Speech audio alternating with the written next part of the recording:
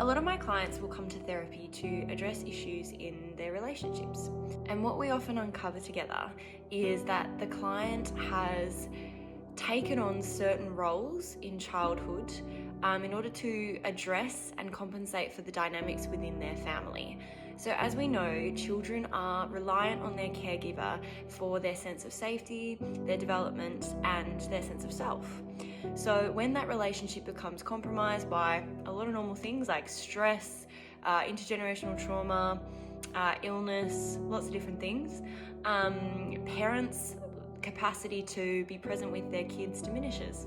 And because kids are very egocentric in the way that they think, we tend to believe that we are the problem, and we tend to believe that it's our responsibility to almost restore that sort of equilibrium or that connection within the relationship. As a result of this, what often happens is we will take on roles that get us attention. So that might be we become a super high achiever. It might be we become a caretaker for our parents. We become parentified. We take on additional responsibilities. It might be that we become the rebel of the family who's getting into trouble, who's dropping out of school. It might be that we become the lost child, the daydreamer. So it's important to remember that these roles all serve a purpose, in that they're what we call adaptations.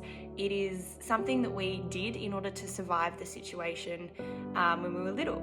However, what can often happen is we can carry these roles into adulthood without realizing and become a little bit stuck. And all of a sudden, we realize that maybe these roles aren't always in alignment with who we are.